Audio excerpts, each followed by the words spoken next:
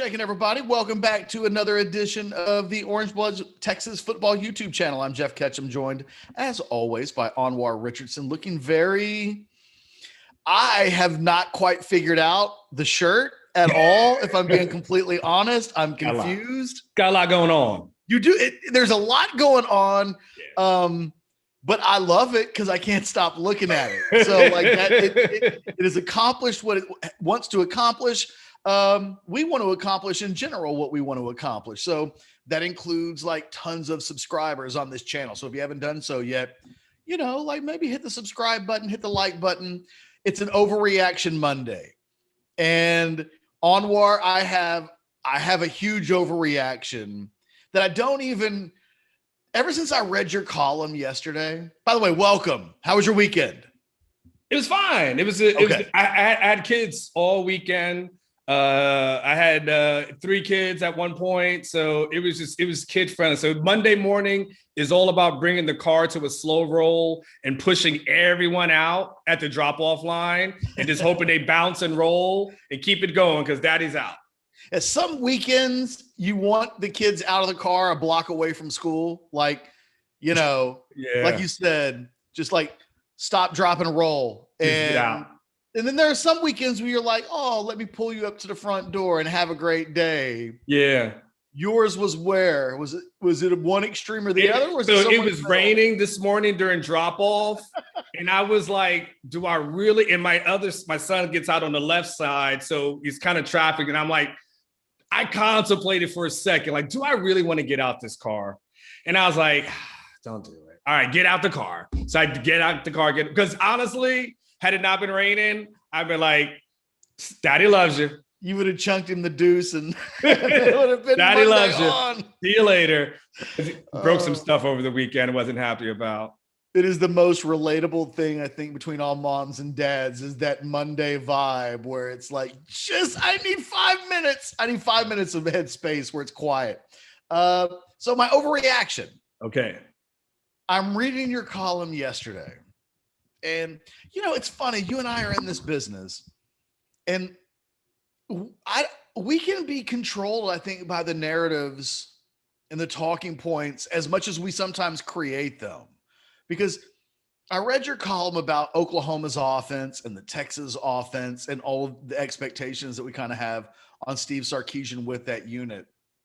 And all of the facts, I can't say all of the facts because you had like almost 2 decades worth of data points in there in terms of Oklahoma inside the Big 12 as an offense and Texas as well. But I don't know. I read your article yesterday and we got to talk about Tom Herman today. Okay. Like my overreaction is Tom Herman was in the end, his last 2 offenses finished second in the Big 12. Both years, last 2 years, so the first 2 years, look it up. The offenses aren't good, and the defenses are pretty good under Todd Orlando.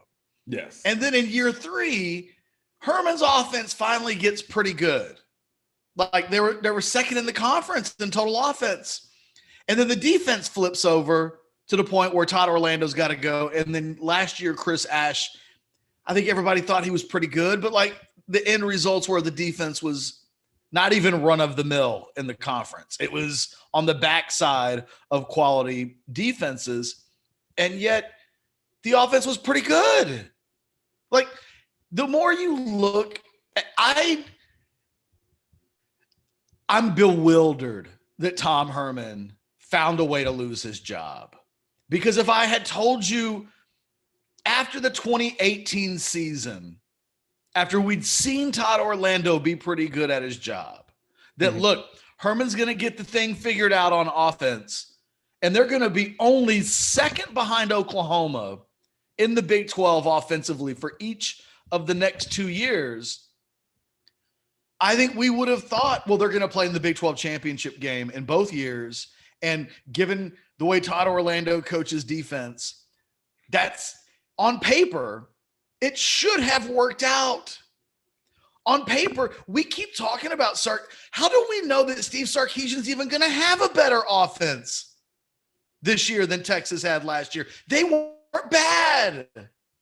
In reality, when you look at the offenses, you look at the offense that Texas had last year, statistically, it's the best offense that they've had in a decade. And they're now in a position where they're changing over their quarterback. They've got to replace left tackle. They do have a phenomenal running back. They've got some pieces. But it's fascinating to me the way everybody has allowed themselves to talk about Steve Sarkisian and the offense. They were already pretty good. Like better than pretty good. They were a top 15 offense 2 years in a row nationally.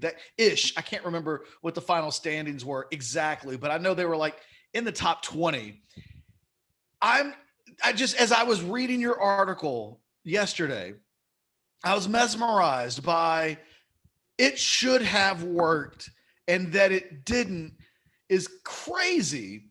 But my big overreaction on this Monday is Tom Herman's offense was good. We talk about Sarkisian lifting the offense up. He has to take the offense from very good to great. That's the step. It's no pressure. Really hard step. This isn't they're terrible and he's just going to come in and fix the thing. It's already really, really good. And it just occurred to me that they could be third or fourth in the Big 12 in offense this year. And that might represent a big step back from what they've had the previous 2 years. And I just don't think people even think that. I think there is a great lack of appreciation, mainly because Herman's game management oftentimes was awful. And their situational play on offense, the stats kind of don't do it justice. But on paper, I think we've all underestimated how Tom Herman left the offense in terms of how it was going when he left. Yeah, so from a statistical thing to pull out some of the data points that you're talking about, to your point, yes, when Tom Herman got here in 2017, the offense was ranked 7th in the Big 12. In 2018, it was ranked 6th, which is kind of interesting to think about that, considering that was the most successful year. 2019, the offense, though, was ranked 2nd in the Big 12. In 2020, the offense was ranked 2nd as well. So what's interesting is what happens is, as we as observers, it's kind of we know how the sausage is made. So we get to see every little thing. And so you get to focus on what you would like to focus on as far as how the sausage is made. But if you take it just a step back and just kind of look at it, overall, from an offensive standpoint, it wasn't that bad. The reason why I had pointed to these numbers and the need for it is because in this conference, obviously we talk about Oklahoma winning the Big 12 for 6 straight years. But in 2020, their offense was ranked 1st in the Big 12. 2019, their offense was ranked 1st in the Big 12. 2018, their offense was ranked, guess what? 1st in the Big 12. Same thing goes for 2017, 1st in the Big 12. 2016 was 2nd. And the only outlier was 2015 when they were 4th, but they actually finished 1st on defense. So what it is basically, and I'm all about putting the cart before the horse, because what you do once you get outside of the Big 12 and potentially get into the CFP, and basically we're talking about Oklahoma and the CFP, that's one thing. But we're just talking about Texas has got to get to the point where they haven't been since 2009, which is actually to win it. So that you really, honestly, for Texas to be able to dethrone Oklahoma, they've got to be able to put up one of these number 1 ranked kind of offenses. The biggest detriment, though, Ketch, probably has been the defense. Because to your point, in 2019, the defense was ranked 7th. So they're putting up a lot of points, but the defense is not playing that good. And last season, that defense was ranked 6th. And we saw some games that it was just not there. And, what ends up getting Tom Herman fired is not only some of those defensive performances, but it's it's the losses. I think it's the losses against the TCUs and the Gary Pattersons of the world, the Matt Campbells. By the way, Matt Campbell's a really good coach. You and I respect him a lot. So, but you were around at a time, Ketch, where Iowa State wasn't this kind of Iowa State that we're seeing. And so losing to Mike Gundy. I mean, Mike Gundy, that team beat Texas 7 out of 10 times in the past decade. So, having that kind of success, those are the things. But to your point, if the net, and we focus it, and we're talking about just an offensive narrative, the job that Sarkisian has to do is really basically take what's really good and make it great, fine tune it. And essentially what people are asking him to do is make it look like Alabama. Like that's essentially what it's saying. Just make it look like Alabama. And I'll stop. So I wanted you to jump in because what'll be interesting is the other thing I pointed out in the article is outside of the times that Steve Sarkisian has been at Bama, him as a head coach, he's never been able to. He's only one time, Coach, as he had a top rank offense. He had a number 2 offense at one point. And outside of that, the average ranking's been about 6 in conference.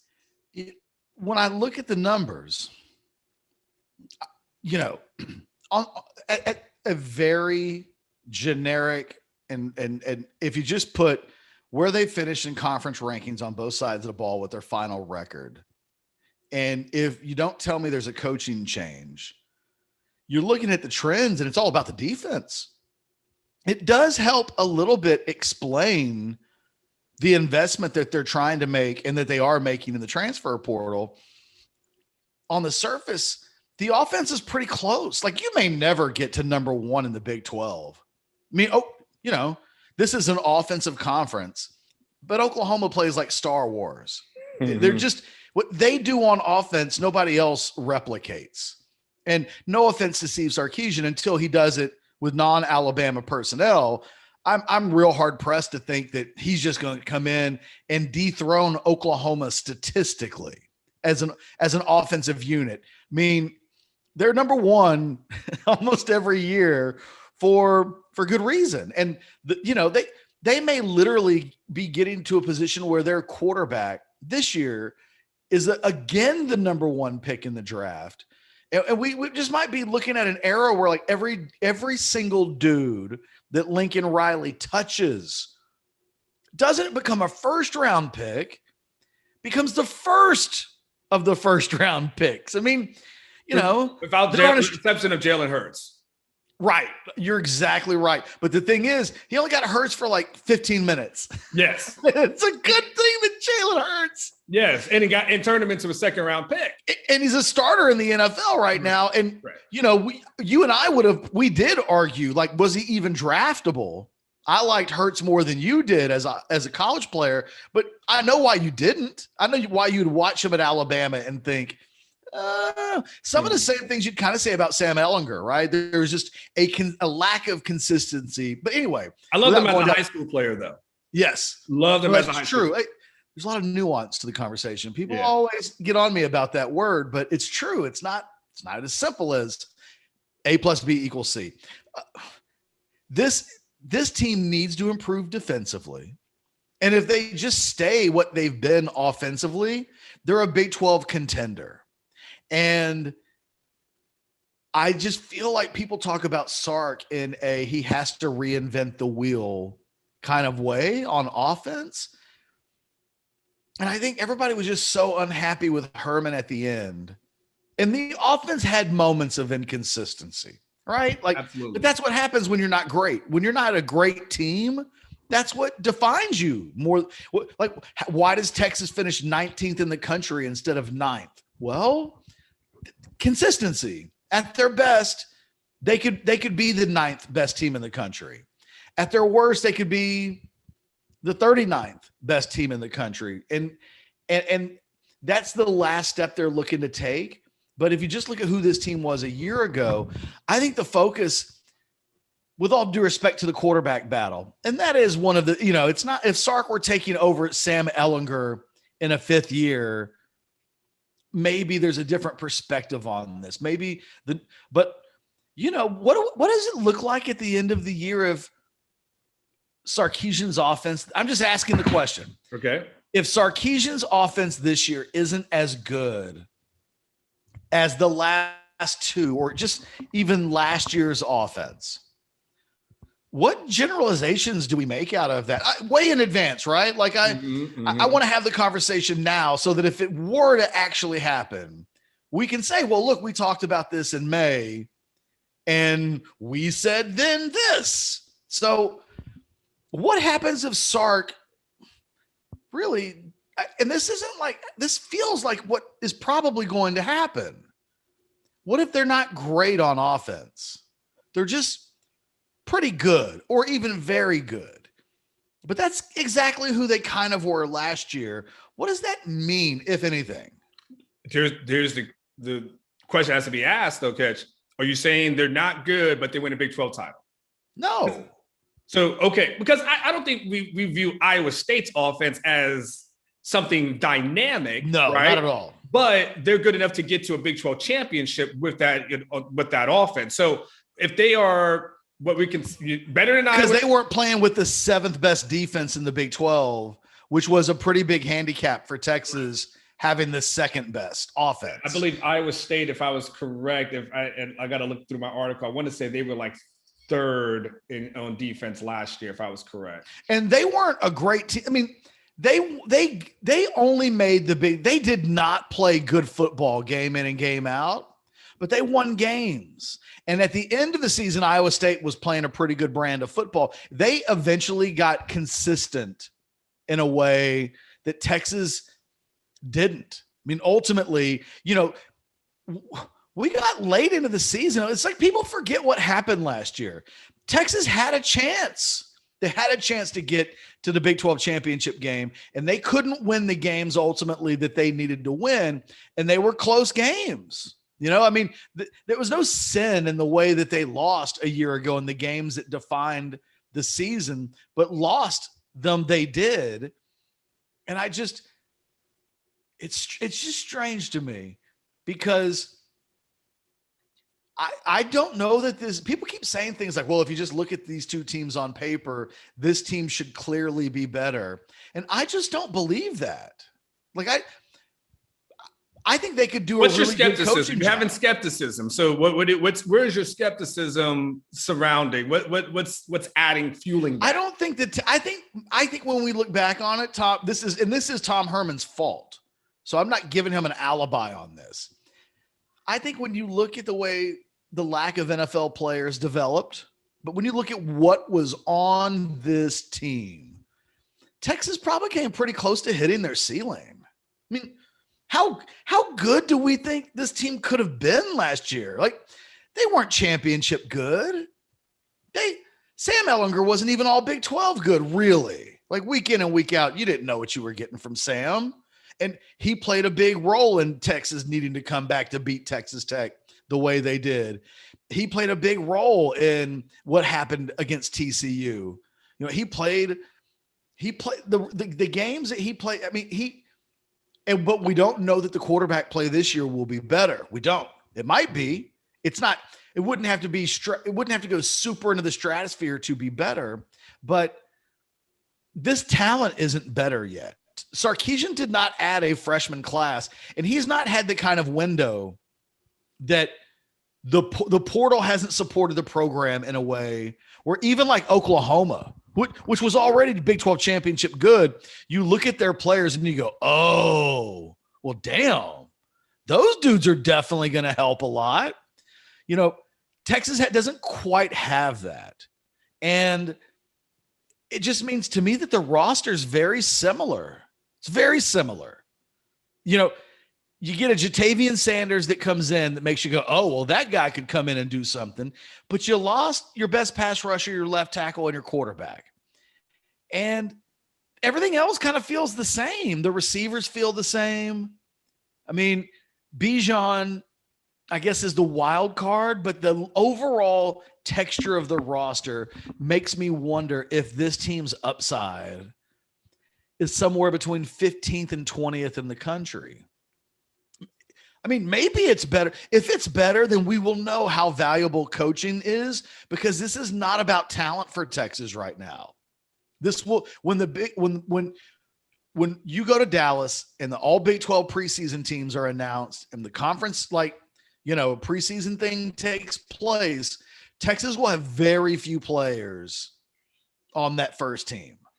What are we thinking? Maybe, do you think Bijan gets it as a first teamer? No, because Breece Hall gets that. So who do we think? And I think the kid Kansas State. Oh, Deuce Vaughn. I think he'll have a little bit more street cred coming into this season. Mm-hmm. Maybe I'm wrong. It's like a coin flip. I think Bijan, I wouldn't take either of those guys over Bijan, but he might be the best bet for Texas. Nobody else on that offense is. No. Maybe Coburn on defense. Maybe. Potentially. Maybe. But this is a team that comes into the year without a lot of. So my overreaction is this. Chris Ash failed Tom Herman. Now, I'm not saying Chris Ash is a bad coach, but in retrospect, if the defense had been as good as fourth in the Big 12, they're probably playing in that Big 12 championship game. They really are. And that they finished outside the top 5 means in a pinch, the new guy didn't come in and make a good enough change. And I just look at this year's team and I'm like, okay, well, if the offense can be as good as it was last year, how good can this defense get? Can it get into the top 3? In terms of defense in the Big 12, because if you could tell me that they could do that, it really tells us a lot about the season if we know that the offense can be just only as good as it was a year ago. Not great, but damn good. If you're in an offensive league and you have the second best offense and the only offense you're behind is the best offense in college football, other than Alabama last year, but year in and year out, we're talking about Oklahoma, then I think that's what you're aiming for, really. So then how good can that defense get? And I don't know that it's weird. I don't think anybody, maybe it's because we don't know the answer to the question of how good Kwiatkowski can make this defense. We know they don't completely trust the personnel. We know that the linebacker position is like add bodies and see what happens. I don't know. Your article really kind of mind-effed me a little bit in terms of how we've been just talking about this team in this season versus maybe the way that we should, because it feels like to me Sarkisian should be maintaining to some degree. And because that last step is really hard to take without NFL players. And because Oklahoma and Alabama have a bunch. And we don't know that at all about Texas. And then I look at that defense and I'm like, can he make them a top 3 unit in the Big 12? Because if Sark can maintain and the defense could just modestly hit that mark, I think there's a real good chance they're playing in the Big 12 championship game. And that may not be the highest bar attainable, but to me, that's the recipe. And I don't think we look at what Herman did on offense and think, oh, if Sark can just maintain that. But the offense was pretty damn good. Honestly, statistically, it was. I think you're right. The thing about what's weird when you think of Herman is just it didn't look good. It didn't look pretty. Yeah. At the end of the day, it was done. It reminds me, I'm a boxing guy. And there's always like fighters who fight and it's like ugly fights. And some people look great when they fight, it's dynamic, but he's more like it was like Manny Pacquiao. Like when it's on, it looks fantastic. You're like, oh my gosh, like look what he's doing. And then there's another times you're like, man, he just went to sleep. And what you're looking for, and you're looking for some sort of like level of consistency, that you don't necessarily see. I think what'll be interesting, Ketch, is when it comes time to play chess with the guys here in the Big 12, because you can't sleep on these coaches here in the Big 12. If you think you're just going to come in, and I know people shit on the Big 12 for whatever it is.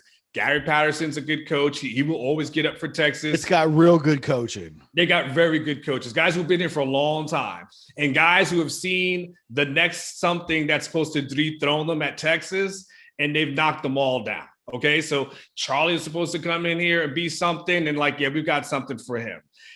Hell, they had something for Mac in the latter years. Okay, once you got past 2009, to be honest with you, so they had something for Mac, they had something for Charlie, they had something for Tom. You've got, like I said, Gary Patterson. You've got Gundy, who's a good coach. Campbell's a guy that's been kicked around in the NFL.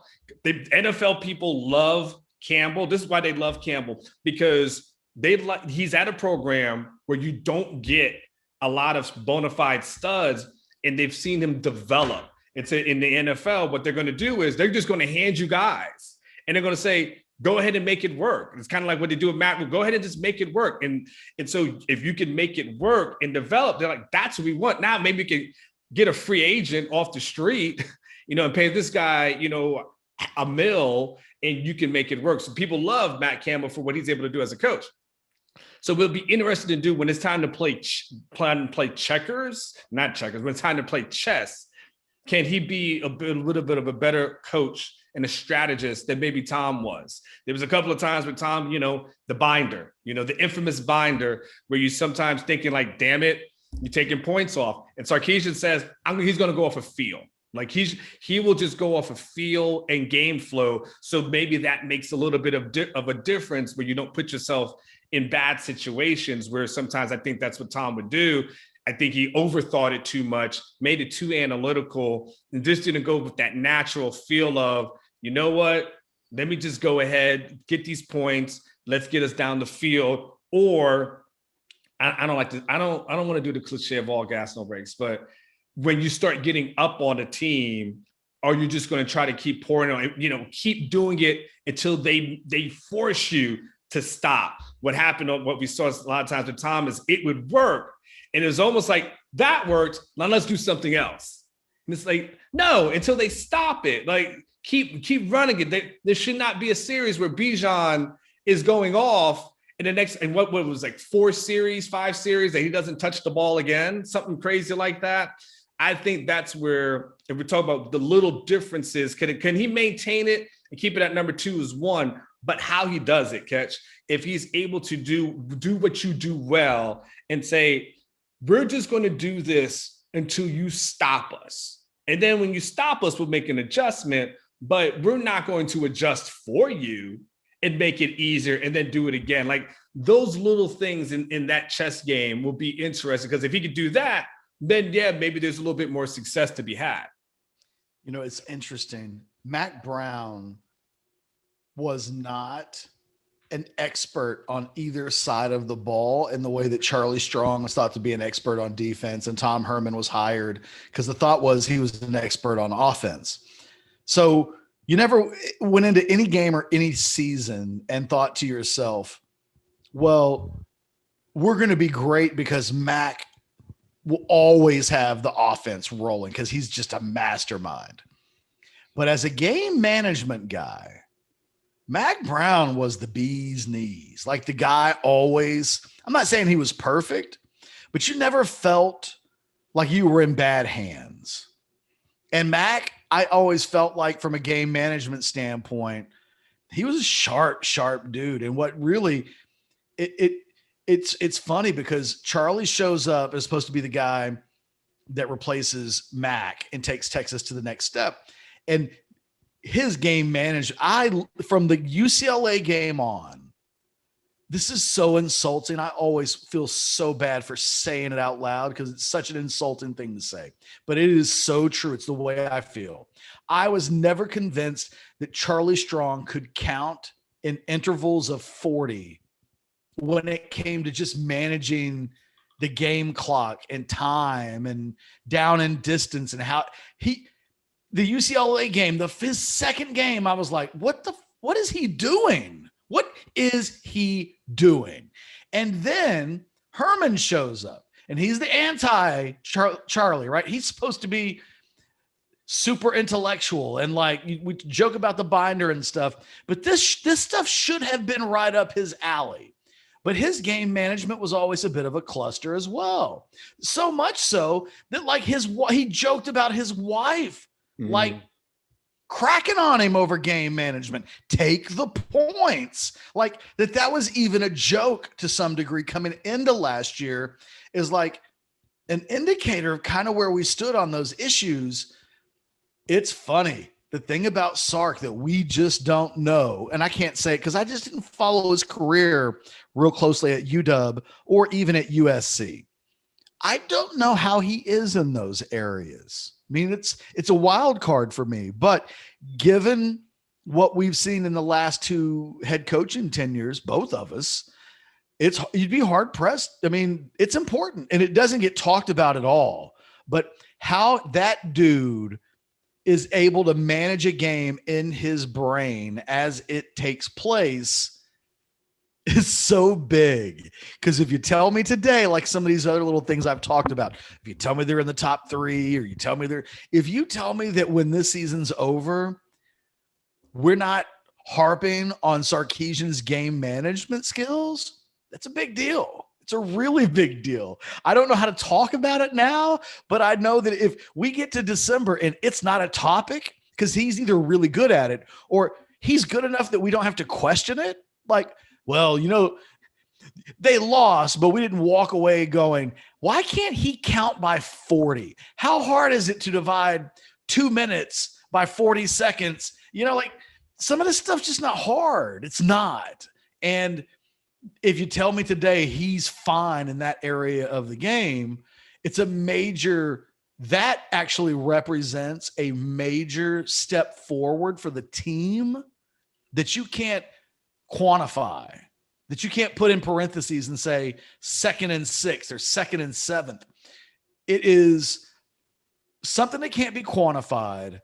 But if you could tell me today that it won't be an issue, that our eyeballs in the fall will tell us he's cool there, I feel honestly just a lot better about the Sarkisian tenure in Austin than I could ever express, because we weren't questioning Herman and Charlie when those guys took the job. This wasn't the kind of thing we were talking about going into these tenures. How do they manage games? But it's impossible not to after the last two guys that we've seen fail at this school. So here's what I want to throw at you, because this is the other part of the column that I have in here. And this is the thing that's hard for me to really understand and grasp. And so I want to get what your thought process is. Okay. So as a head coach, okay, when he was at Washington in 2009, his offense was ranked 7th. In 2010, his offense was ranked 6th. In 2011, his offense was ranked 7th. In 2012, his offense was ranked 10th. In 2013 in Washington, his offense was ranked 2nd. Goes to USC in 2014. Year 1, his offense is ranked 6th. 2015, and obviously he was there for 5 games. His offense was finished at 7th. Okay.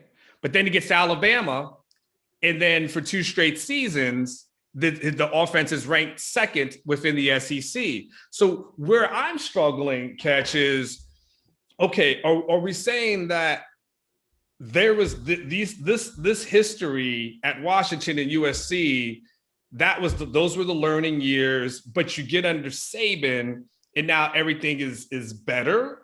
Or are we saying that because I got what I need to do myself a better service? I need to probably look up. I did look it up.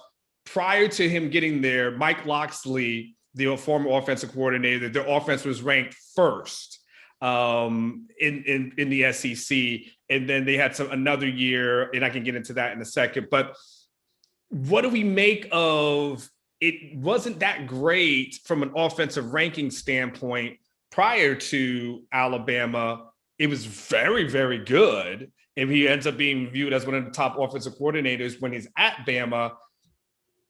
What are we to believe, or is there something here that's in the middle? Is there a middle ground here? I think I have 3 quick thoughts. The first one is, a lot of times in college football, it is not about the X's and O's as much as it is the Jimmies and the Joes. And when you look at what he did at Alabama, that is the combination of both. It is having the best Jimmies and Joes with a truly plus level offensive coordinator mind. mean, that's how you get an offense like that. But the players matter. I think that it's really hard to look at the Washington years and quantify what those numbers mean, because that was a wretched program that he took over. And the Washington people swear by the job that he did, but when you look at it just on the surface, it doesn't jump out. But they went from wretched to pretty damn good. And, you know, so there's like a 30,000 foot view. I just look at the overall totality of the job that he did, but there's no getting away from the fact that the offense wasn't anything special. That goes back to the Jimmies and the Joes thing. He needs big time talent. I think the one thing that we can take from the Sarkisian career up until now, excuse me, is that if he has elite talent, he'll produce elite results. If he has middling talent or just pretty good talent, he's not going to have an elite offense. That's not who he's been so far. And that's a bit ominous because at least at the beginning, he does not have elite talent at Texas. Well, you just described Tom Herman. I know. But again, Sarkisian and Herman are a lot alike. The thing that they're gambling on was Sarkisian. We say it all the time. You can hear Sarkisian speak sometimes. And it's like, that's the same thing that Herman would say, and he'd get crucified over it. And Sark just kind of said the same thing. The gamble is that in the very finest margins, Sark is, instead of in the top 5%, he's in the top 2 percentile, right? Like you're gambling that in the very razor thin margins that define whether you're very good or great, that he's an upgrade as a game manager, and as an offensive guy, that he can lift that tide, can lift that boat. I think the other thing that I was going to say, right? So it's the Jimmies and the Joes. It is hard to look at his career in every place he's been and say, well, it translates to Texas, but it's also a reminder that quarterback play is really critical. And it helps when you've got like Mac. It's so funny that the quarterbacks that the teams that we're talking about, Alabama and Oklahoma, they're producing guys that get drafted so high that Mac Jones goes 14th or whatever it was. Mm-hmm. And like, we kind of brush it off, but that's a hell of a thing. Tom Herman did not work with a first round draft pick last year. And you can say, well, Sarkisian made him, but Mac Jones has enough talent that he was drafted in the first round. If that dude didn't have talent, they don't go, oh, well, he'd get called a system guy. Or if he didn't have the arm, he doesn't have the arm. But he had the things that allowed him to be drafted in the mid-first round. Sarkisian, when he has that type of guy, in addition to the best players everywhere else, can give you what he gave you at Alabama. I'm not sure. It remains to be seen what it means for Texas. They just don't have a bona fide first-round quarterback yet, which is what he had at Alabama. Every play he was there, really. Like, they always had that. And I don't know. Let me ask you this, because I'm looking at the clock. Give me an overreaction if you had one, because you told me way back in the beginning that I took us down a path. Yeah, I didn't know clue where we were going, by the way. And I think it's been a really good conversation. I don't even know that we've solved any kind of a riddle, but I think the conversation about the program is really interesting. Give me an overreaction. Oh man. Okay, I'm going to give you one, but it's probably for a podcast or another day. Okay, it's a long week. But it's okay. It's a long week. I know we shouldn't. There's this thing. I know people with rivals that want to mention 24/7, and 24/7 doesn't necessarily want to mention rivals. And I don't get into all that. I don't give a shit. It is what it is. Gig'em, I guess, did an interview with Jimbo, and he basically laughed this past week, kind of, shitted on the notion of renewing the A&M Texas rivalry. And I want to do this podcast, but we could give it more time. But My overreaction is, and I know it's not going to be popular, I wish both sides would get over it and make the game happen. And I get the reasons why A&M fans don't want to do it. They've moved on. They're in the SEC. They've got better things to do. Screw Texas. You guys need us more than we need you. And actually now A&M is pretty good. In Texas, is like, you guys left.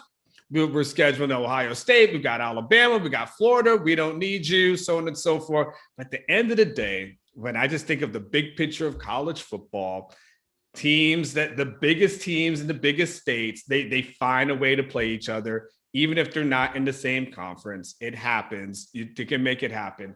And I may never see it in my lifetime.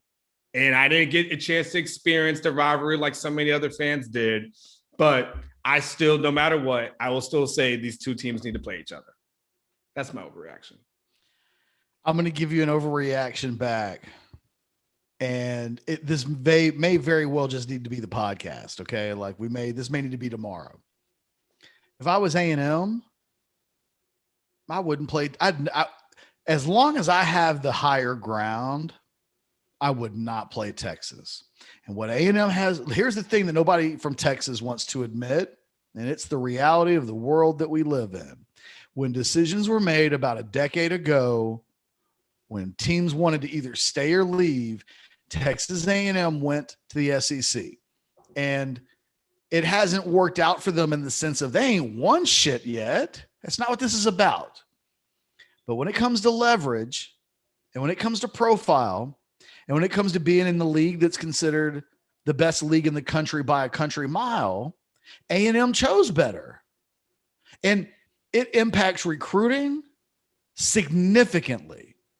And if I'm A&M, I would never extend the olive branch to Texas, ever. Ever. Okay. Ever. So, say no more. Let's save this for another one. This is too good. How about this? Let this be the teaser. Okay. For the next one. Because that's okay. That's what I told you. All right. That's the teaser. That's the preview of what we're going to talk about soon. I got a couple more overreactions real quick for a Monday. Did you hear the Kwame Brown stuff overnight? No. So apparently, oh man, apparently, I don't know, Gilbert Arenas and Steven Jackson and oh God, the guy that played the guy that Derek Fisher took his old lady away from, Matt Barnes. Oh yeah. Sorry, it just was Matt Barnes' last name. Poor guy. That's what he's known for. So he did a podcast. They did a podcast, and I guess Kwame Brown's name came up. Now, I don't know what they said about Kwame Brown, but he got on social media last night and he called Matt Barnes Becky with the good hair. Oh, damn. Wow. Well, Kwame made a lot of money. He's got that. He don't have to care about anything kind of money. He told Steven Jackson that he was a fake activist and a gangbanger at the same time. He's like, how do you do that? How do you come out here and be a fake activist and be a gangbanger at the same time? He called out you got to go. You got to go. He was a guest on All the Smoke, that was published on May 13th. Okay. Hey, I have never been afraid of Kwame Brown, but if you watch the video that he does, Bomani Jones said almost overnight he became the uncle that nobody in the family wants to mess with. If you watch this video and just watch Kwame Brown talk about everybody and kind of the whole situation, I come away thinking, you know what? I'm never going to say anything bad about Kwame Brown on social media ever again. It was one of the most unexpected things of 2021 was for me to emerge on a Monday morning and think maybe Steven Jackson don't want none of Kwame Brown, because they asked Steven Jackson what he thought of that, and Steven Jackson's reply was he ain't coming on our show. And I thought that is not the most gangster thing Yeah. that you can say in response to somebody who basically bowed up to you and said, if you want some, you can come get some. Well, the thing that's well, first of all, I'm looking here. There's a story that says Kwame Brown back in 2017 denied that Michael Jordan made him cry, and that might be one of those things that I think because of that, because people view Kwame as the guy that got punked by Jordan, that I think everyone thinks Kwame is a target, but clearly first of all he denies it, and secondly. He clearly ain't the one to mess with. I would not mess with Kwame. I'm just saying, some guys, there's just a vibe that he gives in that video. There's a don't give a you know what attitude there that seems really genuine. And I don't know, all these years, it was a little bit like the Marvin Harrison thing. Sometimes the quietest dude in the room is always the guy to be most fearful of. Yeah. Kwame Brown has been in our worldview for like 2 decades, but he has somehow kept a very low profile that I don't remember ever. As much money as he's made, as famous as he is, I could not place him in a lineup if you put him in a lineup. And I'm watching the video today, and it just occurred to me, I've never heard Kwame Brown speak like this before. I don't know. And I was like, because truly scary guys, they don't come out. Right? What's the Denzel Washington movie where he plays the gangster? Oh, you're talking about no, wait, is the cop when he's Nicky Barnes. Oh, yes, yes. Good. Keep going. Anyway, the whole thing of that movie is the police can't find him until he decides to go. I think it was to like the Frazier fight. Mm-hmm. Maybe Ollie Frazier won in the mink coat. Yeah, and he wasn't Nicky Barnes. Nicky Barnes was just in the movie. He was Frank, whatever the guy's name is. Frank Wright, I believe. But that whole thing is the guys that keep the lowest. So here we are all these years later, and Kwame Brown speaks for the first time. And I've just thought to myself, have I ever said anything bad about Kwame Brown? I need to do a search on Twitter. He could be like that dude in Billy Madison when Steve Buscemi's character has got a list of, he's got a kill list. And it's all people who've said shit about him over the years. And I was like, oh man, Kwame Brown could be keeping score. I need to make sure that I just wash away. Like I just got hired for a new job. Yeah. And I went, kind of happened with me with Sark. By the way, it's American Gangster, by the way. That's what it is. I can't believe I couldn't remember that. Me neither. It kind of happened with me with Sark. I wrote something about Sark like 10 years ago on Twitter when USC hired him. And I was like, you guys couldn't do better than that? And then people found it and they were like retweeting it after Sark got hired. And yeah, I need to go back. I need to go back and look at Kwame Brown. I did that with Urban Meyer. I was like, oh goddamn. How many things have I said about Urban That'd He's going to get the Texas job. Oh, yeah. You and me both. We'll be like a Christmas tree. That'd be awkward. I went back and looked at all the things I said about Urban Meyer, and I was like, well, this can't be helped. It can't be helped. He ain't ever going to like me. So that's just going to have to be. Yeah. How about one last one? Yes. Our guy that we both love, Aaron Rodgers. What do you think? I mean, what do you think of this whole situation? And that's our dude. I think he's trying to force hands. The thing is, if he does nothing, they will do nothing. The Packers will take an unhappy quarterback who they know once he gets in on the field won't tank it. Yeah. That Rodgers doesn't have enough left in the tank. The career's not long enough that he can waste a season. Now, I think Rodgers feels like the exact same thing, but he has been wasting seasons. At least not in the last couple of seasons, but that he has had seasons of his career wasted. I mean, it's a game of chess. He's trying to play chess. And I don't know whether or not these are the best moves to make on the chessboard or not, but I understand making moves on the chessboard to speed the game up. If the other guy's like, well, I'll just sit here and let my clock run and I won't ever make a move until I'm completely out of time. Those are the worst people to have beefs with, because if I've got leverage, I ain't giving it back. And the Packers have all of the leverage on Aaron Rodgers, and all he has is the ability to shake that up by doing something drastic. I think we make way too much out of the drastic things that athletes do to steer their careers. All we end up ever remembering anyway is what happens on the field. Nobody ever holds it against John Elway that he pulled that stunt on the Colts. Nobody ever talks about Eli Manning and he and his old man holding up the Chargers. No.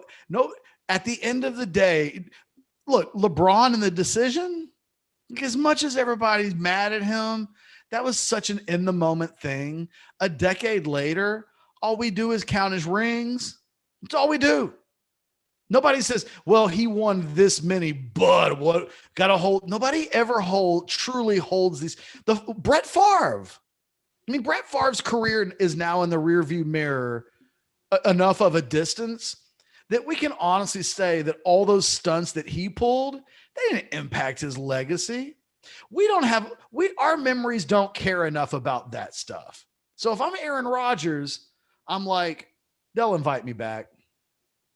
Oh, I mean, they'll want me back. There'll be water under the bridge. But my last word I'll say is this: it's interesting how I think one of the reasons we loved Aaron Rodgers in the beginning was because he was kind of not like Brett Favre.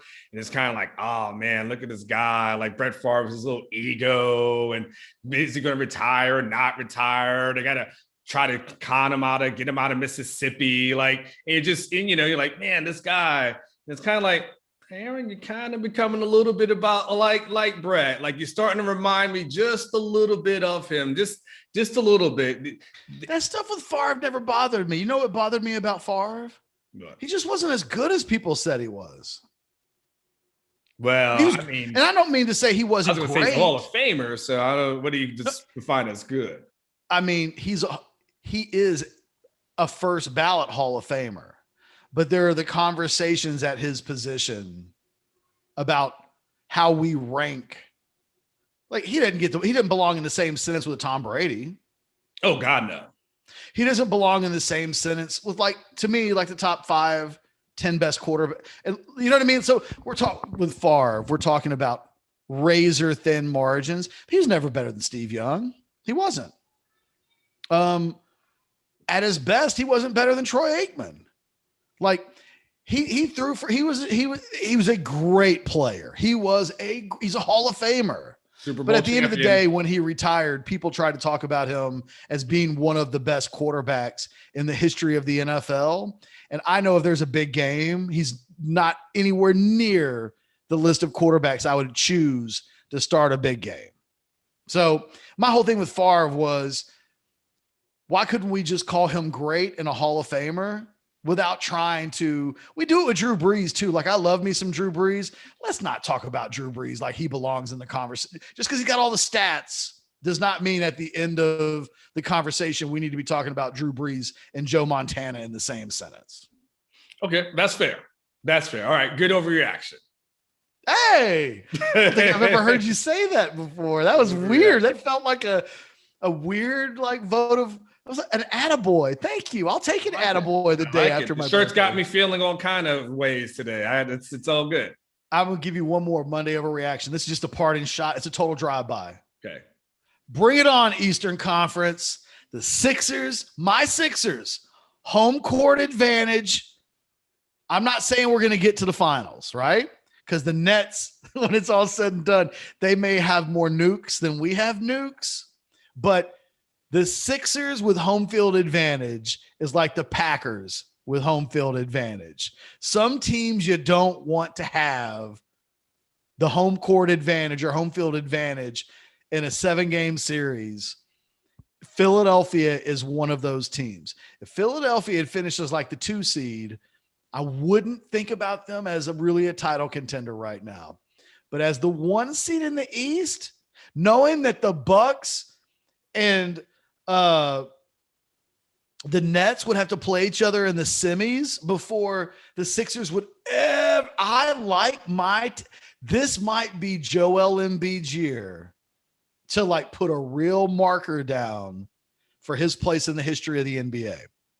Oh, wow. Right now, he's just been one of these great players that has never, you can tell the history of the NBA without ever mentioning Joel Embiid's name. My Monday overreaction today is that might change before July.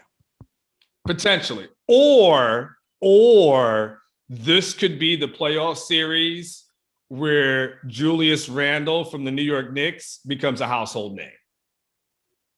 He's close. He's close. He's knocking on the door. And here's the thing: the Knicks have been bad for so long that there hasn't had that hype behind them. But if he does some things in the playoffs that gets the average person looking and saying, "Oh, what are the Knicks doing?" Yeah, he could be a guy that come the summer or so or next year we're starting to see commercials, nationwide commercials on, because that guy's a stud. This could, but in that same vein, by the way, we could see a Knicks Sixers second round series, and I'll take that heat for real. I'll take that smoke because Joel Embiid is so good. I don't think people realize how I see it on my board on Orange Bloods all the time, right? Where people talk about the NBA.